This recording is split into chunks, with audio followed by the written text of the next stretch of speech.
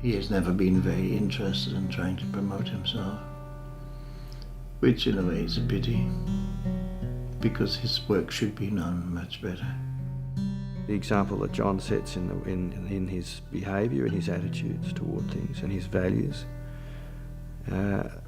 that's a lesson, but it's a gift as well. People were much more used to seeing photography used in a social documentary sense or in the advertising or portrait way. But here was somebody who was looking at the lyrical and the poetic aspects of photography.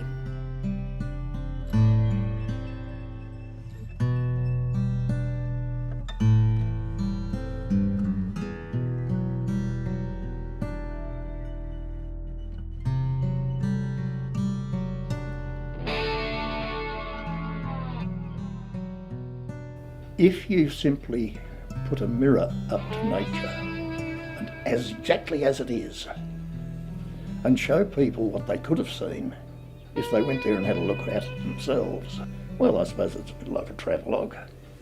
But if you take it in black and white, you've removed a little bit of their reality. So now they've got to put a bit of reality back. They've got to start to interpret a black and white photograph. I always liked this work because it's probably a strange word to use, but it had solidity. It was very solid. There was no rubbish about it. John would have been totally lost in the digital revolution, because there's no manipulation. It's just what he sees becomes something totally new. The way he looks at a tree or a patch of soil or rain running through the sand. It's very powerful close-ups.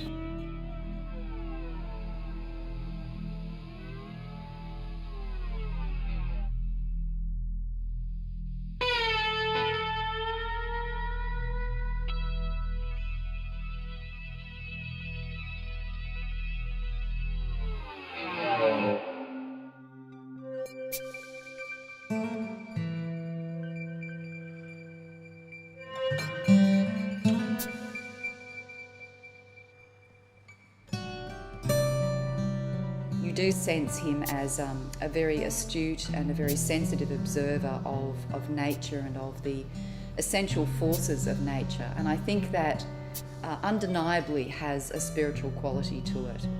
There were other photographers in Australia who were working with extended series and the natural world in the same way that John was, perhaps a little bit later than them, sort of the mid-70s.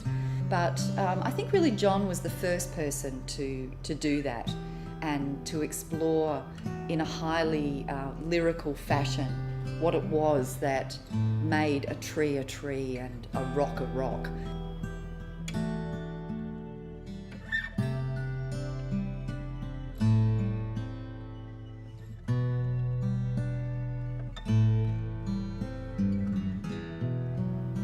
So that you often go on what feels like a voyage with him. It slows you down as a viewer when you work over, 53 prints as he does with Earth Song, and a slightly smaller series with Tree, A Journey.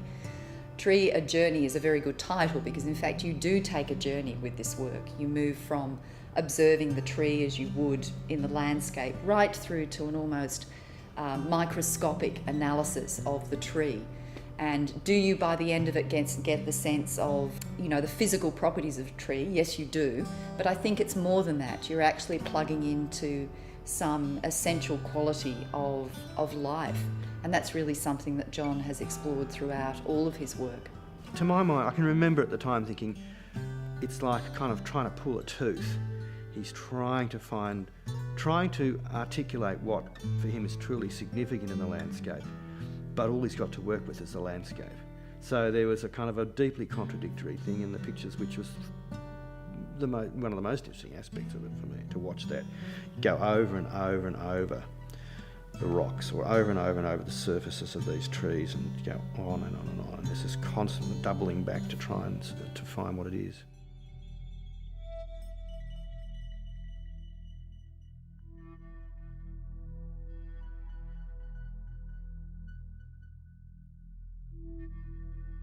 I want something to ask questions. And I always found that questions are much, much more interesting than answers. I don't like getting answers. I just want the question.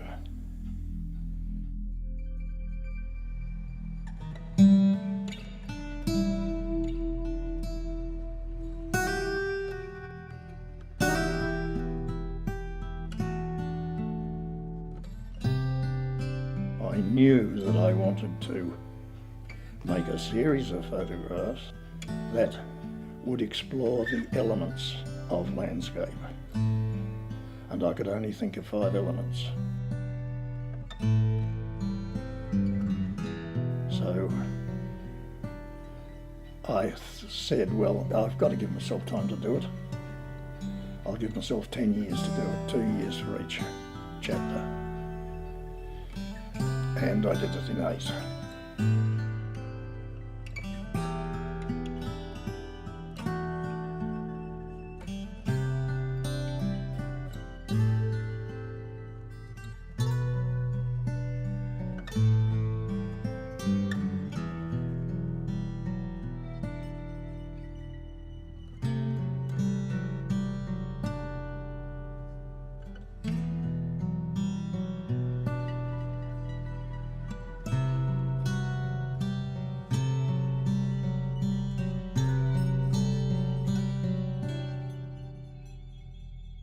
And maybe men have a menopause, and I went through it. And I just wanted to wipe. It was almost like a divorce. I wanted to wipe that away.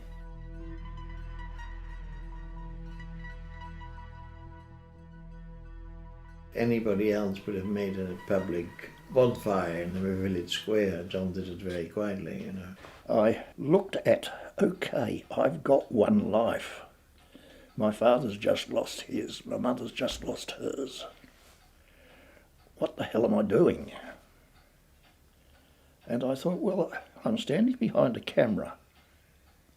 For the camera, place a bench in Myer menswear.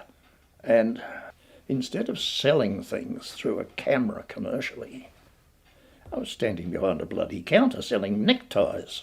Might have been just the same. And I thought, no, this isn't the way to go. I've got to get out of this. He got sucked into that. That gave him a living, and it was something, but his heart and soul was never in it. His heart and soul were, you know, once a year he went on these amazing tours, and he would get right into the desert with Dawn, and they would live for a month or 2 away from any type of civilization. And that's where he photographed, and that's where he came to life. 25 years of commercial photography, which I loved. I just felt it wasn't right. I don't want you to misunderstand that I had some snooty idea about it. I can totally understand that he one day decided, well, I don't want to see this anymore. That's where my heart is. Because John is far too honest, too real, to actually live this sort of double life that a lot of people have to do. They compromise from morn till night, because that's the name of the game, you know. He never did, or he did it, and then, yes, I understand totally that he burned a lot.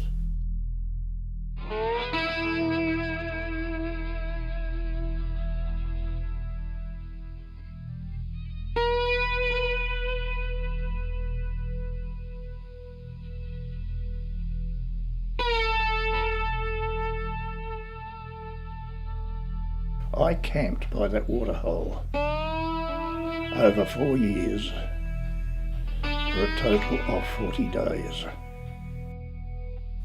I exposed 3 rolls of film and got 11 photographs. But you only had half an hour to shoot. You started shooting the moment the sun got up, and when it had been up for about half an hour, the heat would drag a breeze up the gully and your shot was gone. The moment that water ruffled, you'd had it.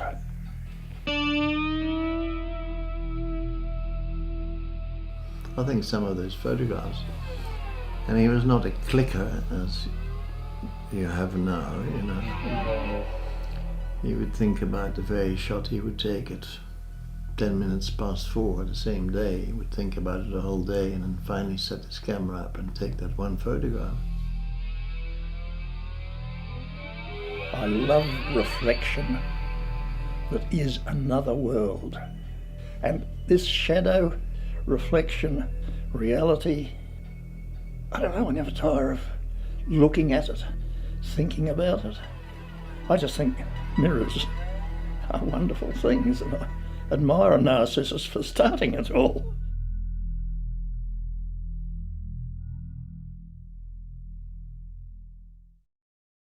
You are duty bound to hand on experience. You do it to your own kids. Why can't you do it to the kids next door?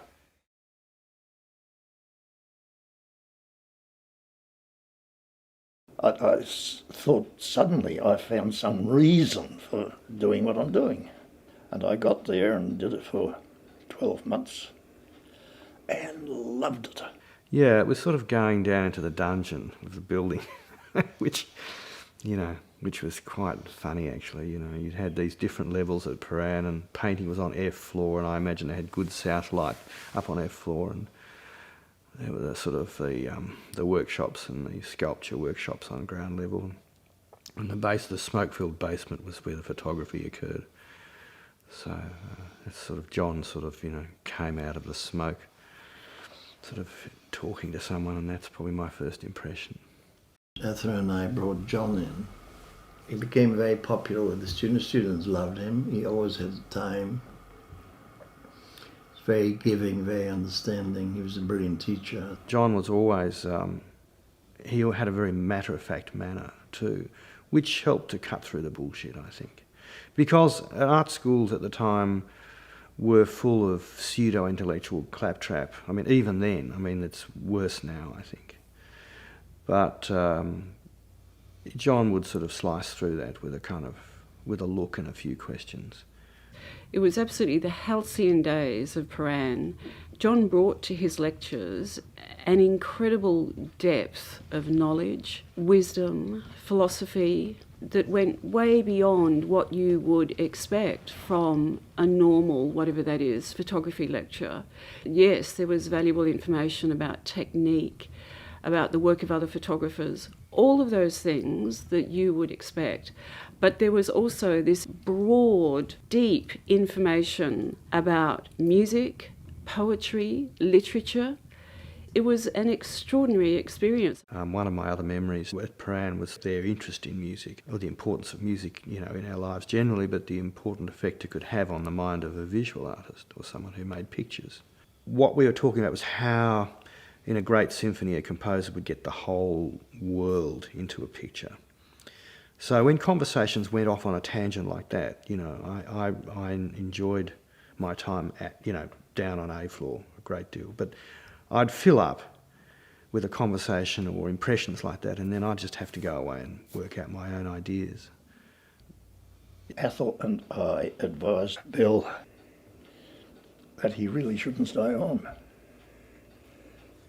to actually leave the college and go out and continue doing what he was doing. You can quite easily mess up a student. You can influence them. It's very hard not to influence. I didn't teach Bill a thing. I'm quite sure I didn't. I don't think Ethel taught him anything. He was a freak, and I think it continues. He did come into, I think, the best output of students that I've ever had. It was quite obvious from the first 2 weeks that I had an unusual group. And as you know, from all the teachers you've had in your life and all your education you've had, you probably remember only 1 or 2 people that stood out and said something worthwhile. The rest was all to be forgotten quick smart. So John had quite an influence on a lot of people. There are a great many sculptors and painters as well as photographers out there who are senior members of the community whose work and whose contribution to the culture of this country is not really acknowledged. I don't think that they receive the respect and the recognition that they deserve. Not just in the case of John, certainly. I mean, John, is an important sort of creative artist in the history of this country, but the same could be said for a range of sculptors and painters who, it seems to me, almost have to turn their back on the art world and the broader public and retreat into the hills to sort of garden and feed chooks and things. Well, you got to have a PR person and you got to have a lot of bullshit. He has neither. John is a very straight, wonderful man, and he's very honest. And he doesn't make up all sort of fibs. I think one of the hallmarks of John as a person is that he's very sensitive. He's a very sensitive observer. And I think he has a very deep spirituality to him. Now, whether that's a spirituality in the sense of an organised religion, I think perhaps not. But he is a great believer in goodness, shall we say, and in life and in a positive energy. And certainly in all my dealings with John, there have always been very heartfelt kind of expressions of him as an individual. It was an amazing experience sitting there in those 3-hour lectures and absorbing all of that information and what it did to us, what it brought to our photography. One of the great sadnesses is by not honouring and celebrating the older artists in community or in a society, you lose some of that depth of experience and that depth of knowledge. And so not just from a sort of a general sort of moral standpoint, but from the point of view of just sheer information, it constantly undercuts people's self-awareness. They just don't know anything about it. They think they know something. Of course, the less they know, the more they think they know. And of course, the great lesson that people like John teach you when you're a student is that the more you know, the more you realise how little you know. That's the wisdom. But I would say he was the most significant teacher there. Had a great impact on the right sort of people. They would all remember him with great love and devotion, more or less.